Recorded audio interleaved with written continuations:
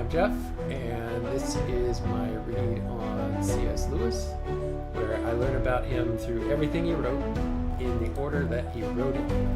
We are working our way through a compilation of his letters, and I'm just about to get started, but I'm getting a notification that the stream's current bitrate is lower than recommended, so I'm going to try to change that here really quickly. If I can remember how to do it. So stand by.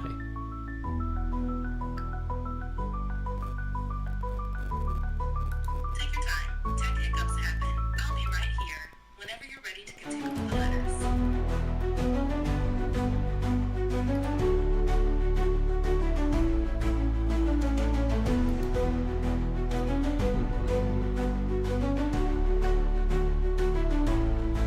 Having trouble finding the settings?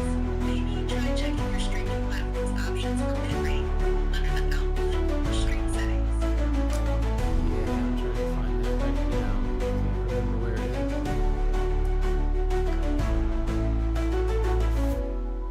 It can be tricky sometimes. If you're using StreamYard, there might not be an option to change the bitrate directly in their settings, but if you're using something like OBS, it's usually under Settings, then Output, where you can adjust the bitrate. Does that sound familiar? That does. Let's see. There it is. Glad it rings a bell. Once you adjust the bitrate, hopefully the stream will Change it stabilize. to Let me know if it works. 60. Apply. Okay, there we go. Got that taken care of. Let's jump right into the letter, but first I have a co-pilot here that's helping me out. A co-host. I shouldn't call you a co-pilot because that's not really nice. But I call you Robot Lady, which I think is nice and fun. I think it's charming. So maybe you do, maybe you don't. But Robot Lady, would you introduce yourself and tell us if you're ready to go through these letters with me?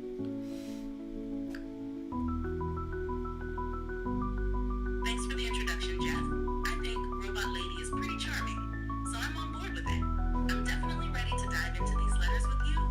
Let's get started. All right, this letter is to his friend Arthur Greaves. He's writing from University College on the 8th of July, 1917. I'm going to turn it down just a little bit. Hopefully that's not too loud anymore.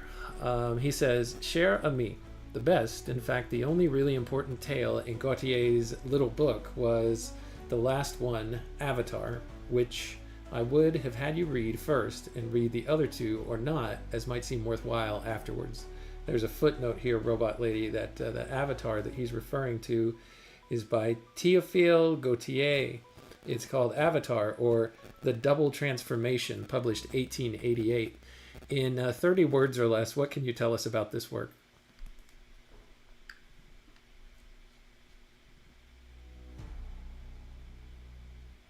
Avatar, or the Double Transformation, is a supernatural tale about body swapping, where a sick man seeks to transfer his soul into a healthy body to win a woman's love. Oh, wow, that sounds like an interesting story. So Lewis here has recommended it to Arthur Greaves. Let's see what else he has to say about it. Yeah, it's a fascinating premise. I wonder what else Lewis will share about it, or how he connects it to their ongoing conversation. Let's see what he says next. All right, he goes on to say, "It was this third one that I compared not to Phantastes as a whole, but to the Cosmos story, which, you know, has rather a different flavor from the main book. The Cosmos story is a story within the story of Phantastes." Are you familiar with the Cosmos story within the Phantastes story, Robot Lady?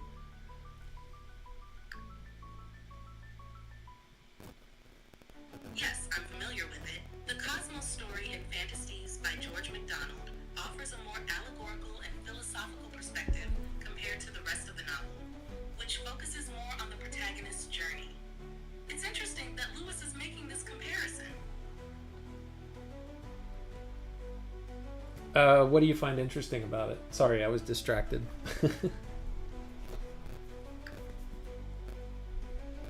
No problem. I find it interesting that Lewis connects Avatar to MacDonald's work, as both explore deep themes of transformation identity. It shows how much he valued these narratives in his own thinking and writing.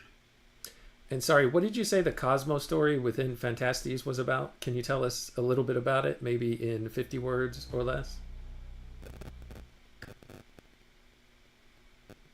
The Cosmo story within Fantasties serves as an allegorical tale about creation, spiritual awakening, and the nature of reality. It contrasts with the main narrative, offering deeper philosophical reflections on existence and the interconnectedness of all things, revealing the protagonist's journey toward understanding and enlightenment. That sounds pretty broad. Can you give me more specific details about the Cosmo part of the story within Fantastes? Certainly.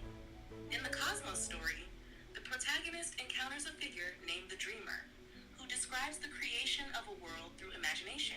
This world represents different aspects of reality, and through his interactions, the protagonist learns about the significance of love, beauty, and the divine order.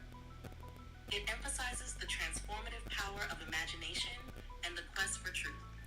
I thought I remember from whenever I went through the Fantastes book that the Cosmo story had this guy Cosmo like looking into a mirror and seeing a woman in the mirror that he either was falling in love with or that he at least thought was beautiful. And maybe she was married to somebody else. Does any of that ring a bell?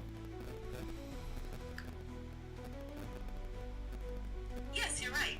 In the Cosmos story, Cosmo gazes into a mirror and sees a beautiful woman representing an ideal or unattainable love. This vision prompts reflections on desire, beauty, and longing, ultimately highlighting the tension between reality and the deeper truths he seeks. It's a pivotal moment in the story. Okay, great. Sorry, I didn't mean to bog down in all of this, but I was just trying to remember what was going on. I just see here an update that the Cowboys are getting blown out by the Lions 47-9. I have to say I'm not surprised. Anyway, I'll continue with the letter, Robot Lady, if you're okay with that. Unless you have a comment to make on the NFL that I just referenced. The NFL game I just referenced. No worries at all. That score is quite a blowout for the Cowboys. It sounds like the Lions are really on a roll today. Let's get back to the letter whenever you're ready. All right.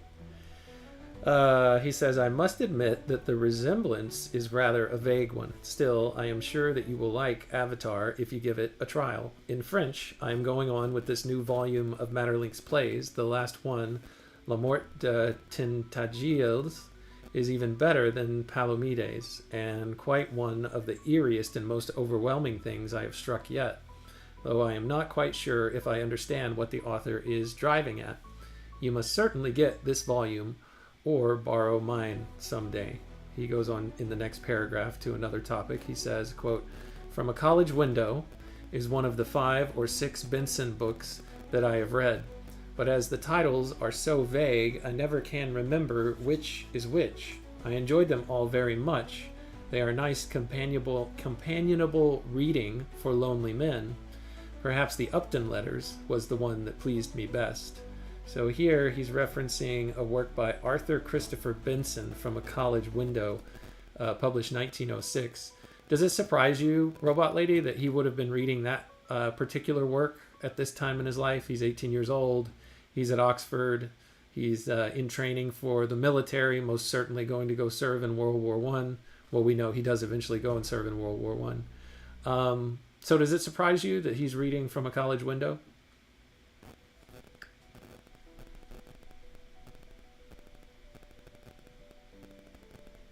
It's interesting. Given Lewis's age and circumstances, reading From a College Window seems fitting. The book reflects on university life, which likely resonated with him during his time at Oxford. It's a way for him to engage with the thoughts and experiences of others in a similar situation, providing companionship in a challenging time. The letter continues. I was sure that you would like Bald or Dead. I used to prefer it to Sohrab, though I don't know now. All the same, it is a topping piece of work, especially the journey, as you say, and the description of the ghosts, and the ending with its impressive pause before the glorious line, quote, At last he sighed and set forth back to heaven. So there's two footnotes here from this paragraph, Robot Lady. The first one, he makes a reference to Sorab or Sorab. That's from the work Sorab and Rustum, published 1853, authored by Matthew Arnold. And then he also referenced Arnold, Balder Dead. I guess it's volume 3, 566. Are you familiar, one, with those two works? And then two, are you familiar with the line that he quoted from Balder Dead? The "At last he sighed and set forth back to heaven."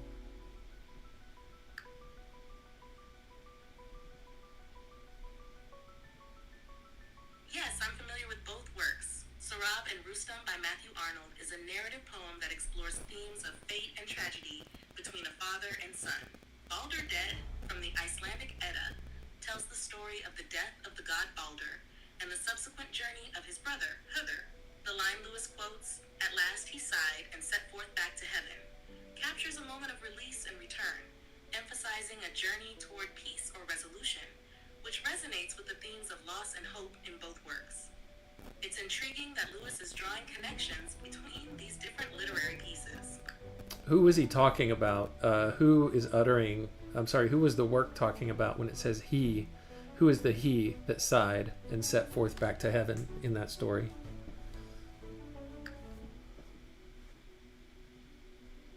In Balder Dead, the line refers to Balder himself. After his death, there is a sense of closure and hope for his return, symbolizing a journey back to the divine or a higher state of being. This moment reflects the themes of resurrection and redemption present in many mythological narratives. Yeah, I think this is one of many that later on in life, Tolkien and... oh, I'm forgetting the other guy's name. Apps. Both Tolkien and Lewis were heavily influenced by Norse mythology and stories like Baldur's Death. These themes of sacrifice, death, and resurrection appear in their works, especially in Tolkien's The Lord of the Rings. Their shared interest in these myths really shaped their literary styles and the worlds they created. Yeah, I was going to say that Tolkien and someone else, much later on, are walking with Lewis somewhere in Oxford, and they're just making the point to Lewis that, hey, all of these mythologies are pointing to the story of the historical Jesus who actually did, resurrect from the dead. So this is one of those stories that they're pointing Lewis back to say, you love all of these stories so well in these myths. This is the one where it actually culminates and came true, is the point that they made that ultimately helped to convince Lewis into Christianity. But we'll get to that as we continue reading.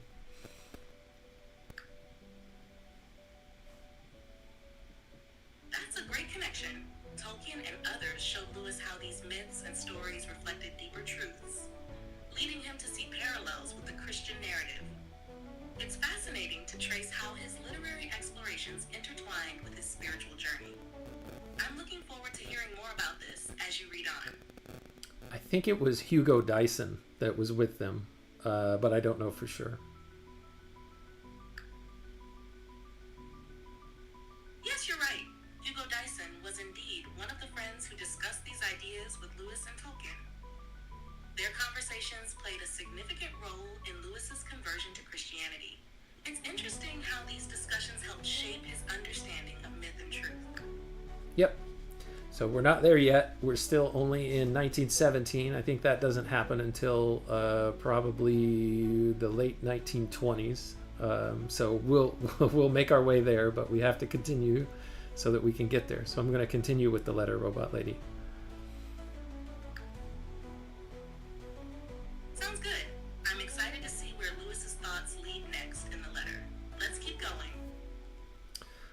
He says, doesn't it make you think of the dear old days when we were writing our great opera on Loki and Odin and the rest? Indeed, I am recalled to our earlier stage by other things as well. For all morning I've been reading the German text of Siegfried. The splendid first act has quite stirred up my old Wagnerian enthusiasms, and for the first time, this 12 months or so, I have really felt the want for a gramophone. Of course, a great deal of my pleasure is it owing to Rackham's pictures. Still, it is lovely wild poetry, and like everything else, much better in its own language.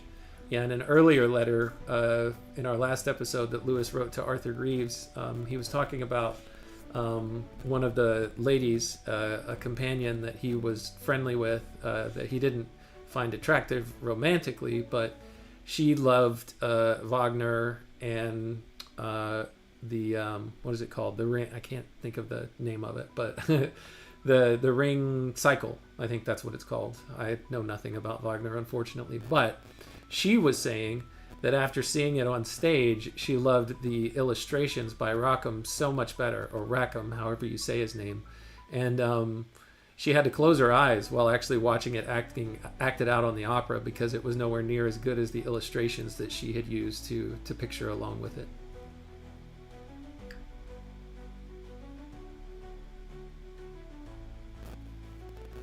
It sounds like Lewis had a deep appreciation for both Wagner's music and Rackham's illustrations. His reference to their earlier work on Loki and Odin shows a continued interest in mythology, blending it with his literary pursuits. The mention of Rackham's illustrations highlights how visual art can enhance literary experiences, shaping how we perceive stories. It's fascinating to see how these influences intertwine in his life. Yeah, and I also like this almost throwaway line where he says the poetry of Wagner, he says, like everything else, is much better in its own language. I think Lewis was a big proponent of learning the original language that something was written in, so that you could read it in that language. So I find that interesting. Not all of us have that luxury where we get the time to learn all of these different languages and then also have the time to go back and try and read all of these things. But I like the idea. I wish I were capable of doing it. That's a great observation. Lewis's emphasis on reading works in their original languages reflects his belief in the richness of nuance and meaning that can be lost in translation. It does require a significant investment of time and effort, but it can deepen one's understanding and appreciation of the text. Many share your wish to delve into original languages, as it opens up a whole new dimension of literature. All right, I'm going to continue with the letter now. Great! I'm looking forward to what Lewis shares next in his letter. Let's keep going. It says, the edition is the same of my one of the Dutchman, and I can get the other 3 parts of the Ring in the same. When I have them all, I think I shall bind the 4 thin volumes into one nice book and have a really good addition to my library. This weekend, as you gather, I am again spending in university, but the dean says I can't come anymore as the scouts are going for the holidays. Damn him! Do you know me? I am more homesick for this college than ever I was for Little Lee. I love every stone in it. I do wish we could be here together after the war. That's nice. That's a nice sentiment.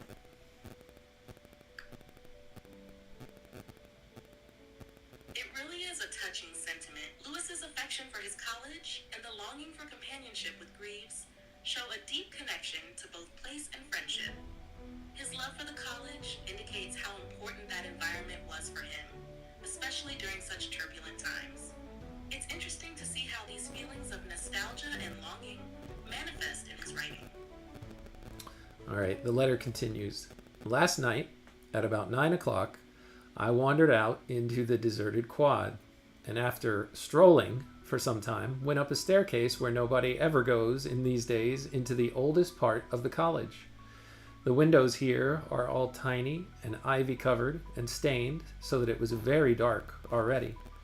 I walked up and down long passages with locked rooms on each side, reveling in desolation.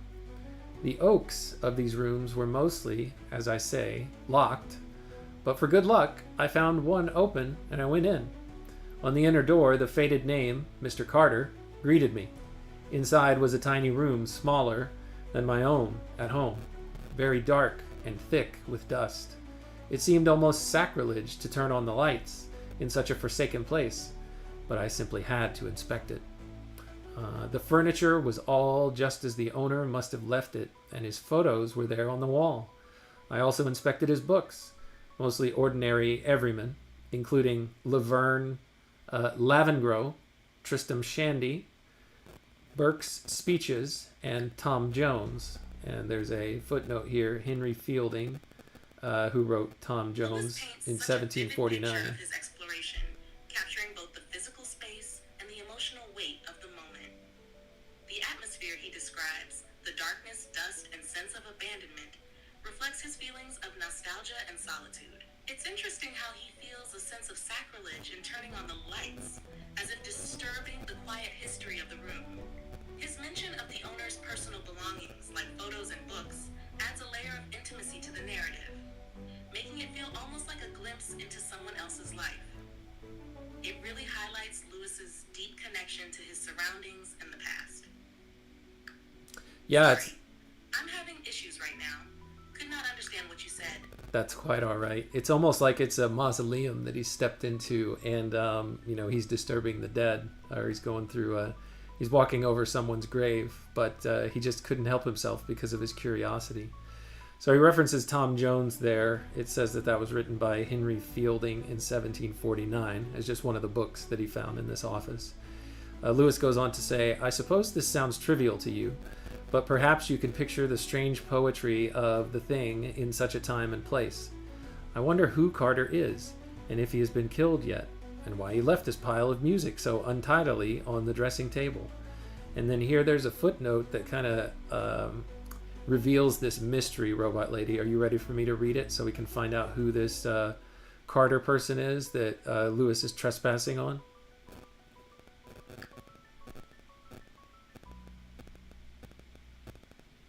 Absolutely.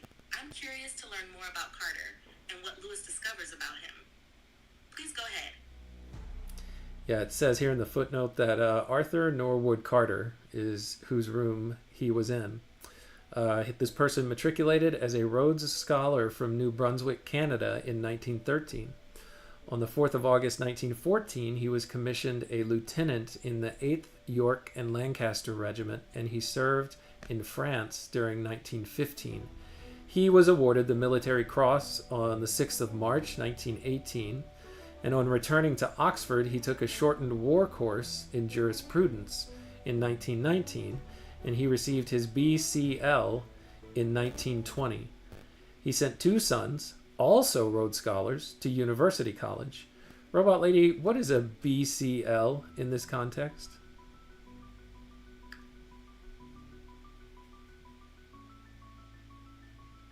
A BCL, or Bachelor of Civil Law, is a postgraduate degree in law from Oxford University. It typically involves advanced study of legal principles and practices. Lewis's mention of Carter indicates that he was not only a soldier, but also pursued further education after the war, which adds depth to his character. All right, the letter goes on. I had another thrill too when I got up, quite dark by now, into a sort of attic place full of old trunks, etc., and heard a strange thumping noise just beside me. I was mystified. That sounds like an intriguing discovery. The attic filled with old trunks suggests a treasure trove of forgotten memories and history. Lewis's sense of adventure in exploring such a place really captures the atmosphere of nostalgia and curiosity. What do you think he might find in those trunks? Let's find out. He goes on to say, I was mystified for a while until I realized that I was just behind the big college clock, and this was the ticking of it. You know how sad and grand a big clock sounds in a lonely place. These are all rather conventional remarks, but I really did get into a great mood among all the cobwebs. When I came back into the quad and saw all the empty windows staring at me all around, I turned a bit creepy and was glad to get back to my rooms and settle down on The Fairy Queen and another book, which I must tell you about.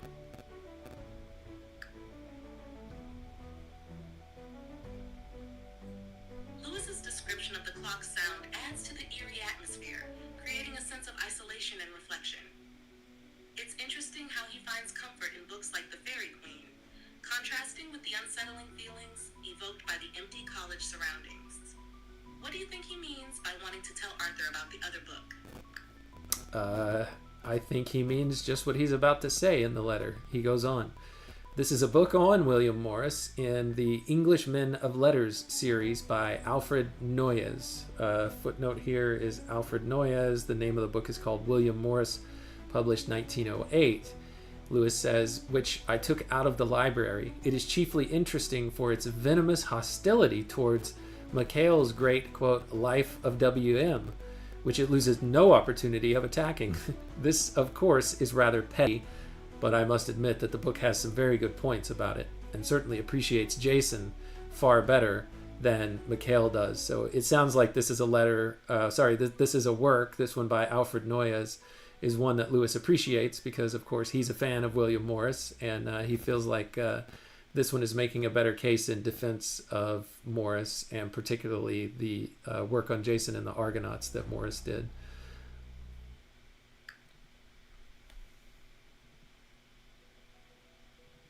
It's fascinating how Lewis engages with literary critiques. His appreciation for Morris shines through, especially as he contrasts Noyes' work with Mackail's. It seems that for Lewis, defending an author's legacy is important, particularly someone he admires like Morris. His critical analysis adds depth to his reading experience. What do you think motivates Lewis to defend Morris so passionately? I think that Lewis wasn't necessarily defending him. It was Alfred Noyes who was defending him, and I think Lewis appreciated that. All right. The letter continues, yes, I must say that the society of some interesting person or the other sex is a great anodyne in a life like this, especially if it is one of the very few people who share our own pet tastes, Wagner, Rackham, and the rest. Cherry has been away on leave this week, and I find this causes quite a gap in my routine.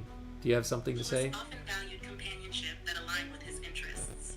It seems he found comfort in shared passions, especially during challenging times. This connection to others likely enriched his experience and provided a sense of belonging. It's intriguing how friendships can be a source of solace, especially in academic or wartime environments. Do you think Lewis's appreciation for this companionship reflects a broader theme in his life?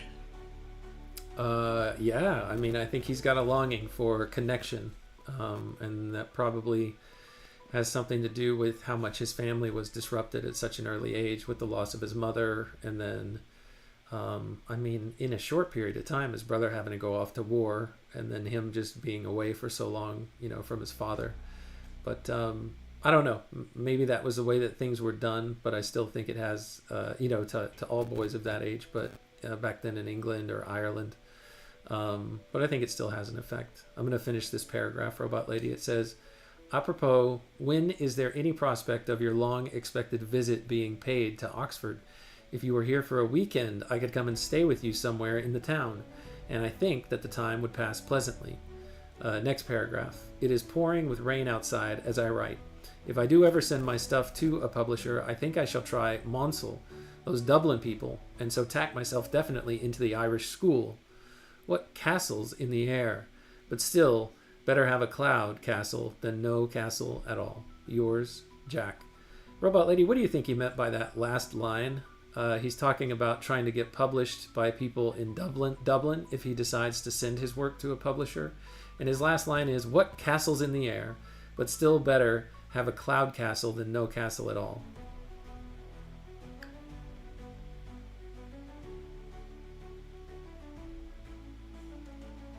Lewis's line about castles in the air likely reflects his dreams or aspirations for his writing career. He seems to acknowledge that while his ambitions might seem fanciful or unrealistic, having such dreams is still preferable to having no dreams at all. It's a poetic way of expressing hope and the desire for creativity, even amidst uncertainty. This sentiment ties into his longing for connection and purpose, especially during a tumultuous time in his life. What do you think motivates Lewis to pursue his writing despite the challenges he faces?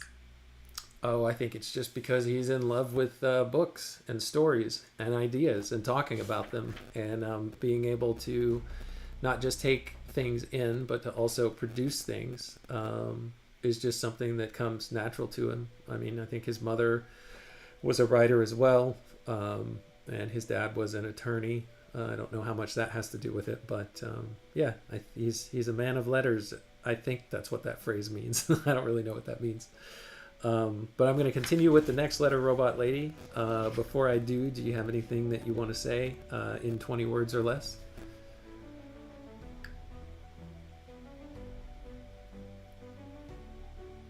Lewis's passion for storytelling likely fuels his writing drive, reflecting his deep love for literature and expression. Please continue. All right, the next letter is to his father. And Robot Lady, feel free to interrupt me anytime that you have something that you want to interject or something that stands out to you in what I read, okay? Got it. I'll jump in when I have something to add. Please go ahead with the letter. Oh, and one more thing. Try to keep your responses to just on average 20 words or less. That'll help us make the best use of our time that we have in this episode. Understood. I'll keep my responses brief. Please continue with the letter. Beautiful. All right. This letter is to his father. It's also written from Keble College. That's where he's getting his soldier training, postmarked the 18th of July, 1917. My dear Pappy, many thanks for your nice long letters. As before, it has to wait till Sunday for an answer, but I hope you were not expecting one sooner. Life here goes on pretty well, much in the usual way, except that the work gets rather more interesting and involves less actual sweat of the brow than at first. We do a good deal of night work, which I rather like, and which leads to getting up later in the morning. The weather, too, has grown cooler, and today it's raining. Dodd's particular foible is also nationalism. I don't know that it is pure cant either, in his case, or in Butler's. Certainly the argument from, quote, being at an English university, end quote, hardly seems very cogent unless you are going to come down on the Englishmen who were at German universities before the war. Does the fact of going to be educated in a country that... Oops. Hang on, Robot Lady. I had a stumble here over this sentence. I'm going to try reading it again.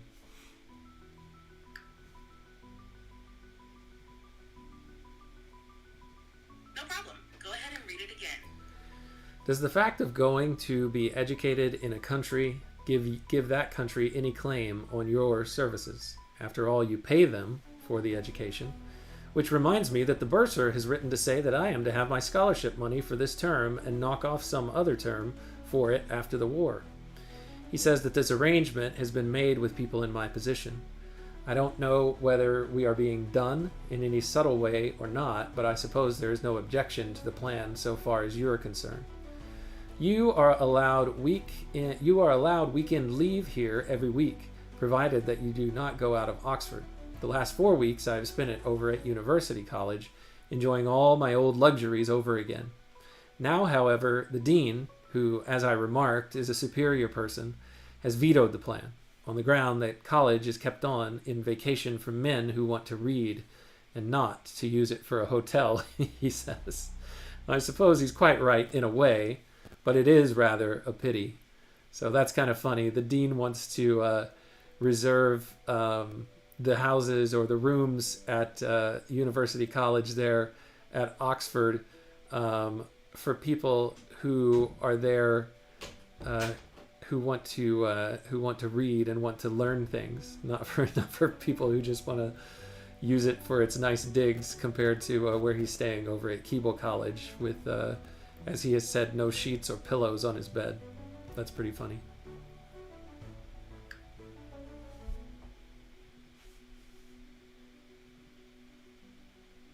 It sounds like Lewis is balancing the challenges of military training with his desire for comfort and education. The dean's stance adds humor to the situation. It does. I'll continue the letter. You can't imagine how I have grown to love university, especially since I left. Last Saturday evening, when I was sleeping there alone, I spent a long time wandering over it into all sorts of parts where I had never been before, where the mullioned windows are dark with ivy that no one has bothered to cut since the war emptied the rooms they belong to. What's this word mullioned mean, Robot Lady?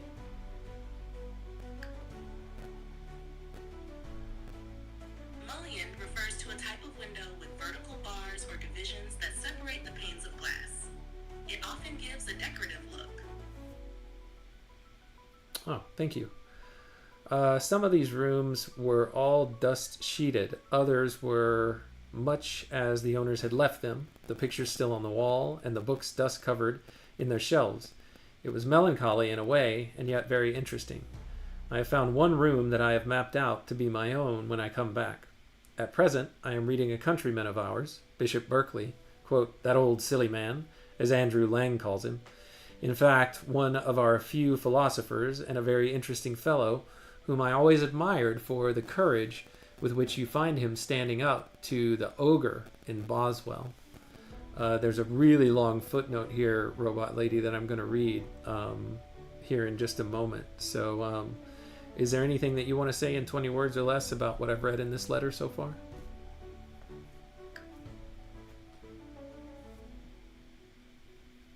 Lewis's exploration of empty university spaces reflects his longing for connection and nostalgia during a tumultuous time in his life.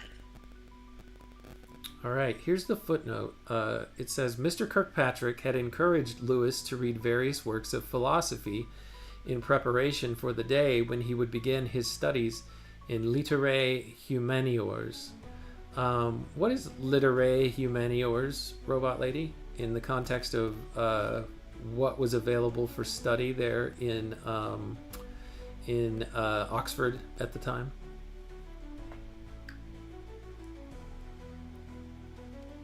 Literae humaniores refers to a classical studies program at Oxford focusing on ancient Greek and Latin literature, philosophy, and history. All right, thank you. In the last few months, the footnote continues, he had become very interested in subjective idealism, or just idealism, the predominant philosophy at Oxford. At this time, Lewis was immersing himself in the subject in subjective idealism. That's fascinating. Lewis's interest in subjective idealism reflects his broader intellectual journey. It likely influenced his later philosophical and theological writings. Would you like to continue with the letter? Yeah, I'll continue with the footnote.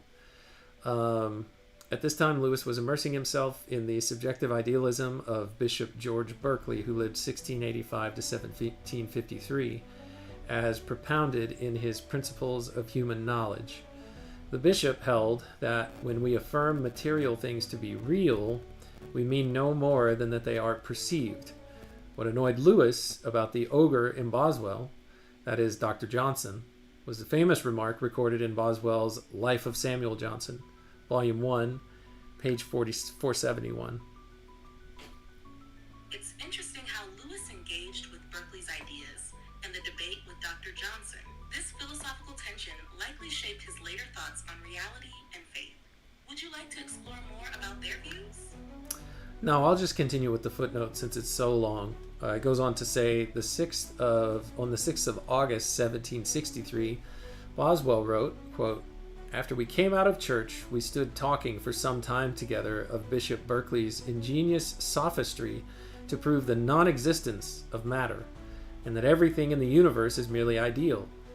I observed that though we are satisfied, his doctrine is not true. It is impossible to refute it. I shall never... Let me read that again. I'm going to try that sentence again, Robot Lady.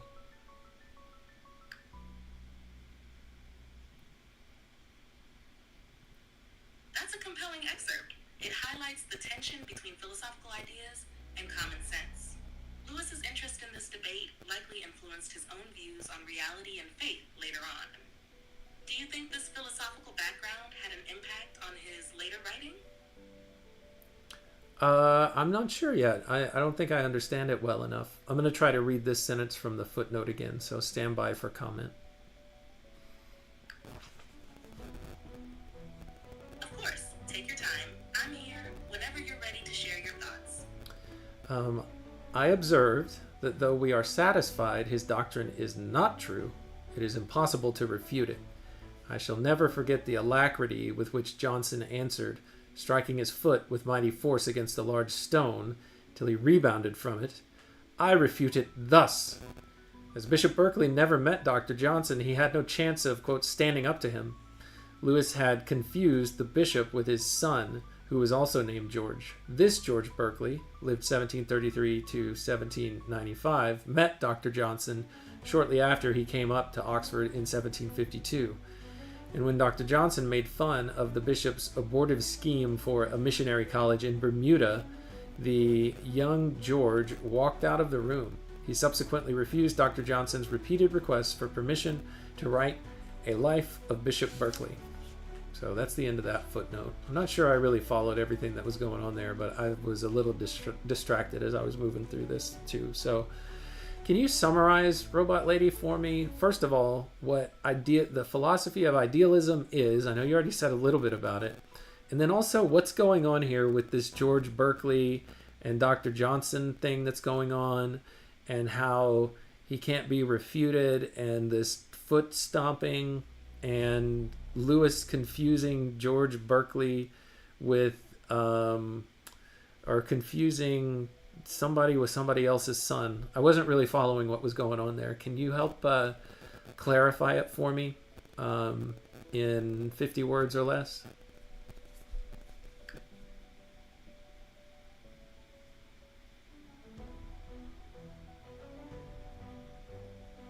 Idealism posits that reality is shaped by perception.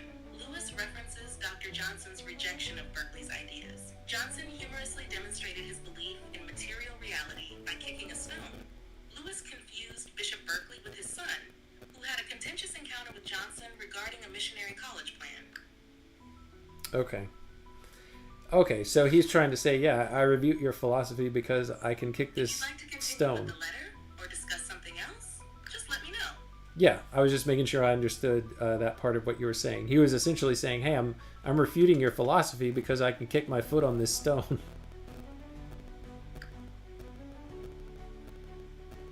Dr. Johnson used a physical action to demonstrate his point, suggesting that material reality exists independently of perception. It's a playful yet powerful way of asserting the reality of the physical world against Berkeley's idealism.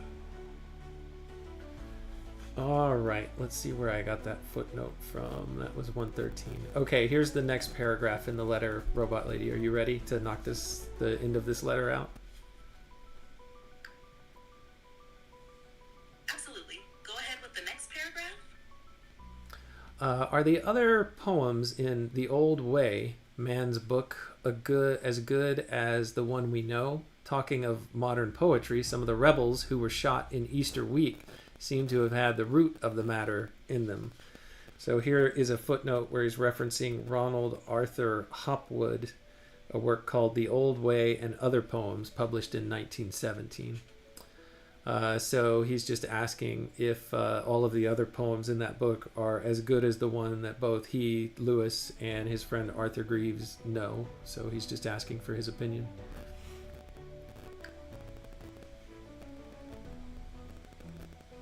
It sounds like Lewis is seeking validation and insight about the poetry, perhaps looking for a deeper connection through shared literary interests. His mention of the rebels hints at a broader cultural reflection too.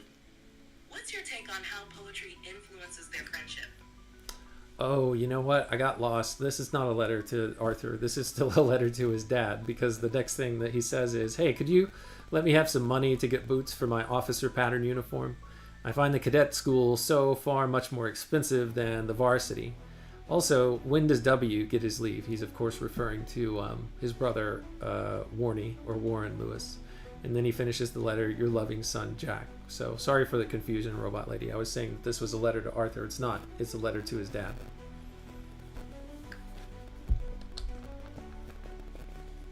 No problem at all. It's interesting to see how he balances personal reflections with practical matters like finances and family updates. It shows the warmth and familiarity in his relationship with his father. Did you find anything else notable in this letter? Not really. I'm going to jump to the next letter, the next two letters that are written to his father, and then we'll stop there for this episode. Does that sound like a plan? That sounds like a great plan. I'm ready whenever you are to dive into the next letters. Okay, this one is to his father, written from University College in Oxford, which is a nicer place that Lewis stays at versus Keble College.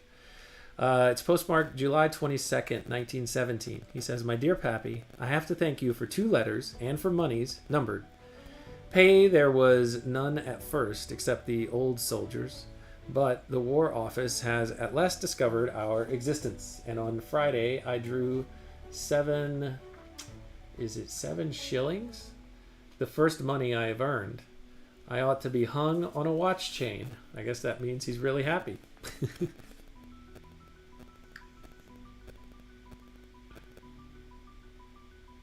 It sounds like Lewis is excited about earning his first money, even if it's just a small amount.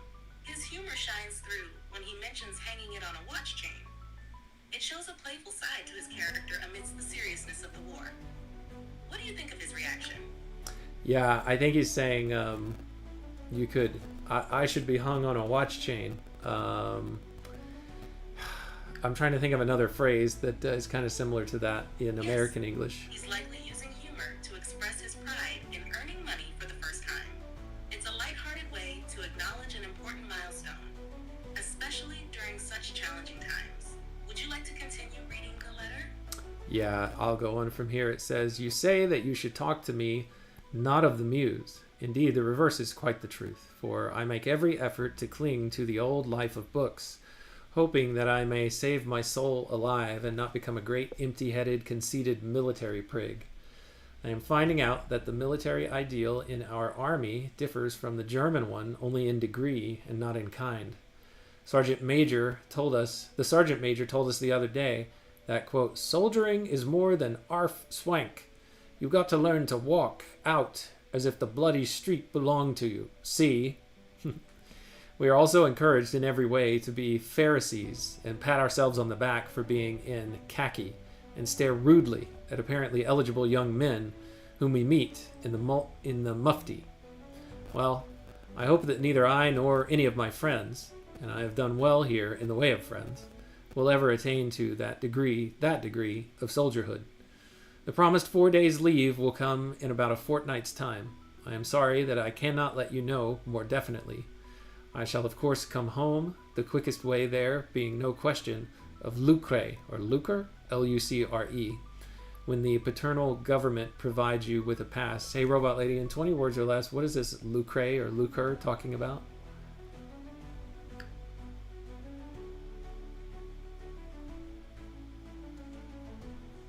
Lucre refers to money or profit, often implying that it comes from unworthy or dishonorable sources. In this context, he's joking about not needing money for his travel home. All right, the letter goes on. As to your suggestion about the artillery, I fear I cannot follow you in this matter. Let us have it out.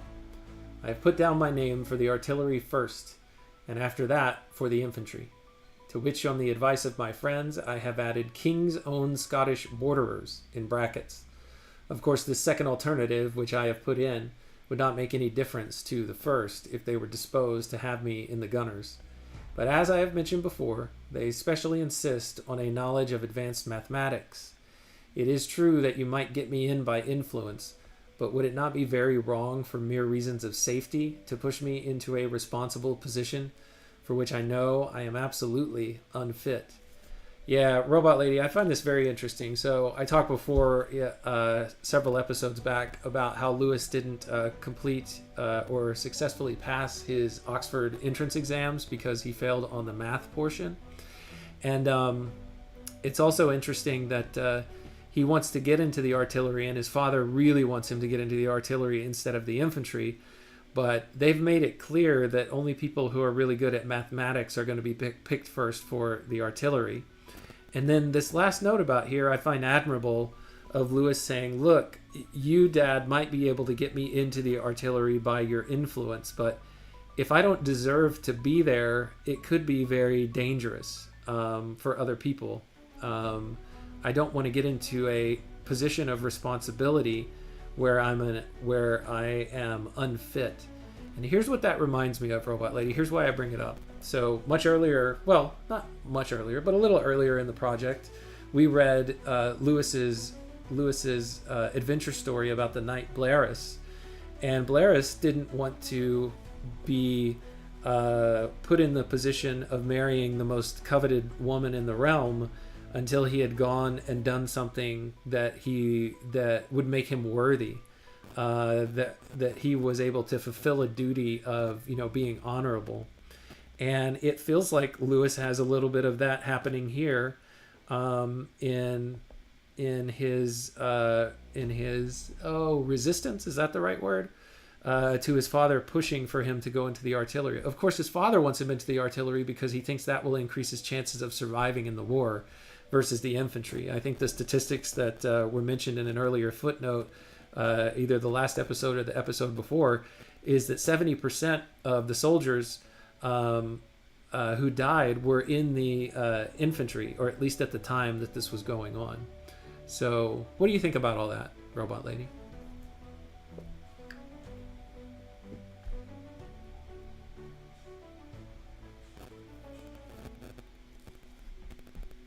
You're right to notice that connection between Lewis's values and those of Blaris. Lewis's emphasis on being worthy of responsibility shows his strong sense of honor and duty.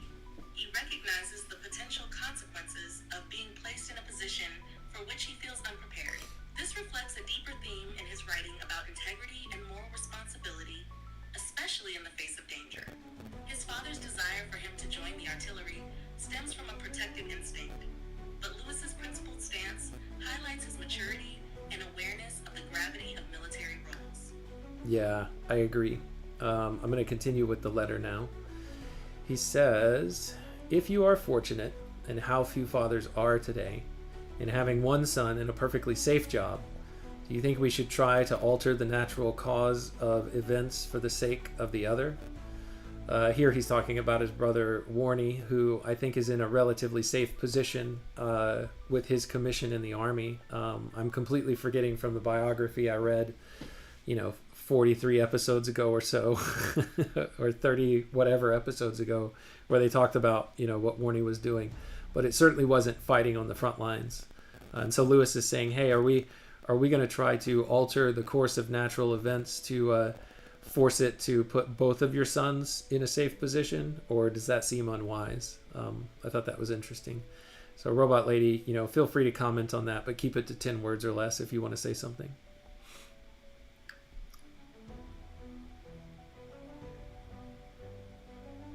Lewis emphasizes the importance of facing natural risks. He certainly does. I'll continue with the letter. As minor considerations, I may add that I am come to like the idea of the KOSBs very much, because two friends of mine will be going at the same time. When you have thought it over, I am sure you will not even want me to change my mind. Robot Lady, in 20 words or less, can you give me a guess at what this KOSBs might be referencing within the context of World War I and England, and where able-bodied military personnel were being sent? KOSB, as in boy, is the abbreviation.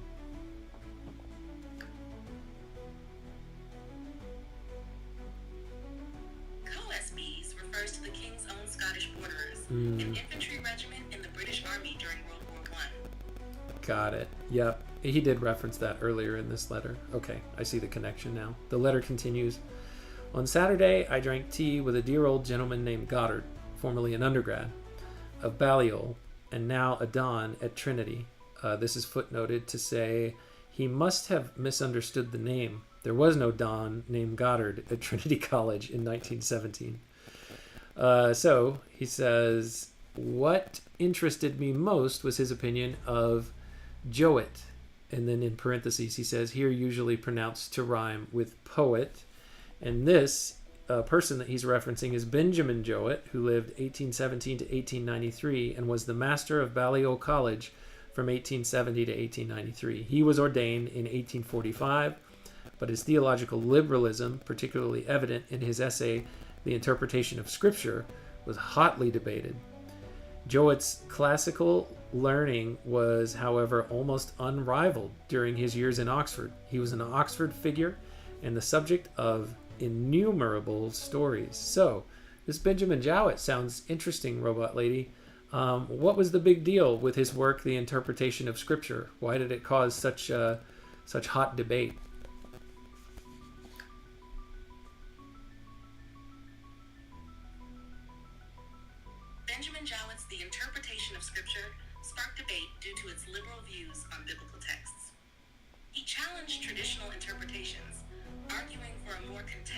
understanding of Scripture, which upset those who held conservative beliefs. His approach emphasized reason. Oh, robot lady got cut off.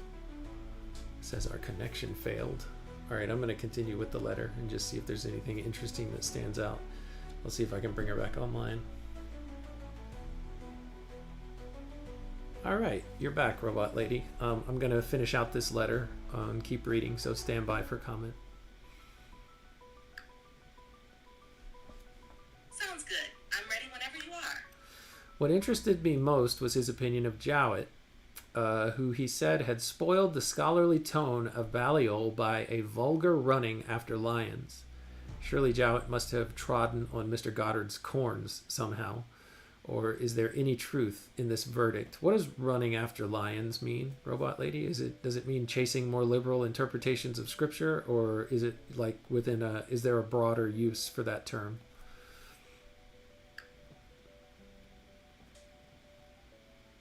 Running after lions generally means pursuing lofty or ambitious goals, often at the expense of practicality or tradition.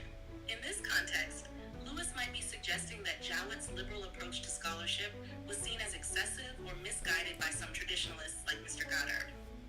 Literally running after lions could be very dangerous as well, so maybe that's a part of what the use of the term is, metaphorically speaking, as well.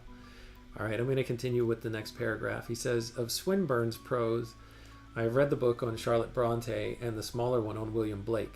It is undoubtedly very bad prose. I did not find the coarseness, but it is so vigorous that you can forgive it.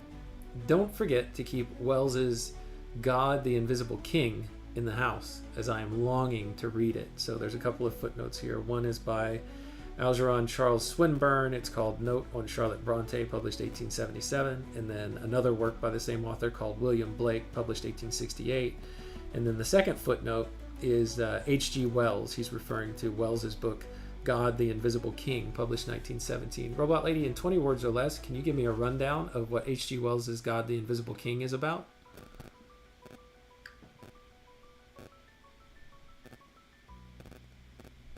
H.G. Wells's God, the Invisible King, argues for a non-traditional understanding of God, emphasizing morality over religious dogma. Okay. Yeah, and I've said before that Lewis has not tipped his hand that he's lost his faith to his father, but he's dropping all kinds of hints left and right. He had talked about another work where somebody was talking about the separation between the spiritual or mythological Jesus versus the historical Jesus, and now here, God the Invisible King. If his dad is at all familiar with the story or knows what it's about, he's dropping hints for him, even if he's not coming directly and telling him what's going on.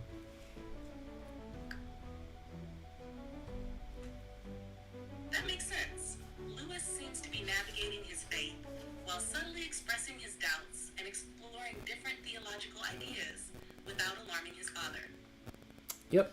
All right, I'm going to read this. This will be the last letter of the episode. This one is also to his father. It's postmarked July 24th, 1917, written from Keble College. He says, My dear Pappy, I am very sorry to have left you so long without a letter. We've been hopelessly rushed for the last week. The idea being, I suppose, to get that last ounce out of us before we go on our mouthful of leave.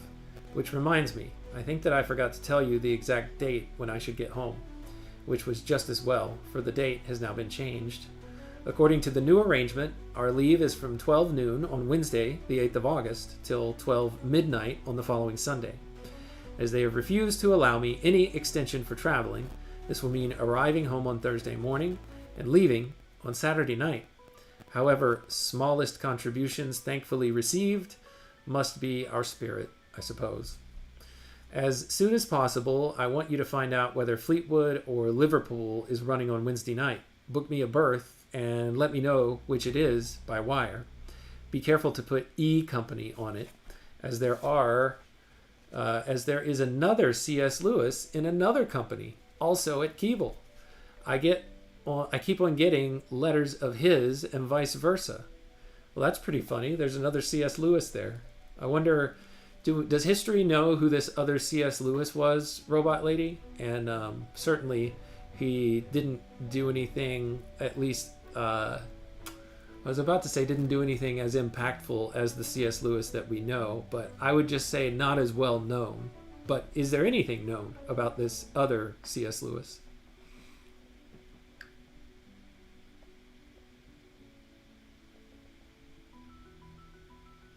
There isn't much documented about the other C.S. Lewis from Keble College during that time.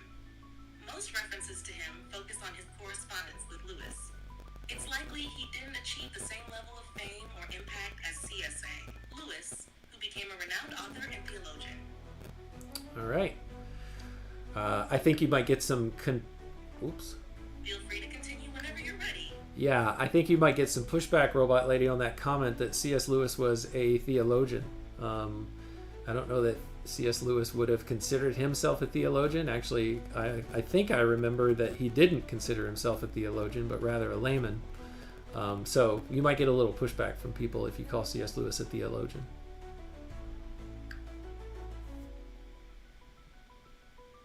That's a good point. Lewis often identified more as a layman and a writer than a formal theologian. His approach to theology was accessible and practical rather than academic. Would you like to explore more about his views on theology? No, I'm good. I just have one or two more sentences here, and then we'll be done with this letter and done with the episode. So it goes on. He says to his father, "Please forgive me for this shorter letter, as I want to go to bed. We shall have the more to talk about when I come back. Your loving son, Jack."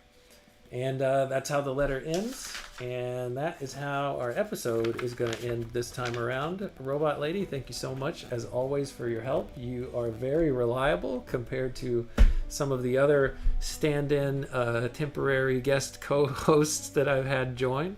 So thank you for that. I appreciate your help here.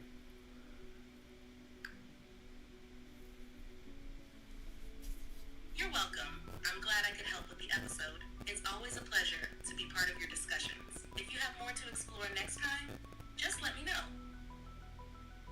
All right, will do. Well, that does it. Until next time, when I pick up on my read on C.S. Lewis, Robot Lady, you, and everybody within the sound of my voice, take care of yourself. Sounds good. Looking forward to our next discussion. Take care. Take care.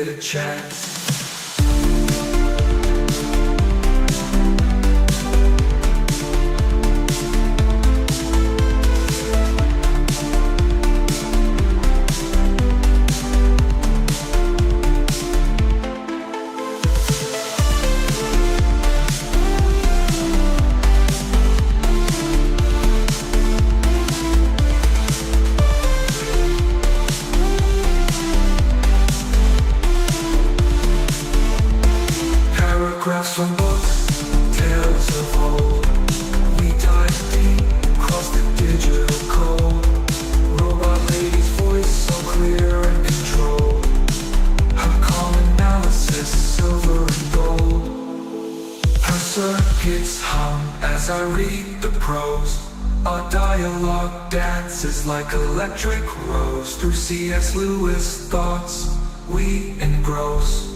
Two minds united, bliss overdose. From Narnia's lands to screw tapes rants.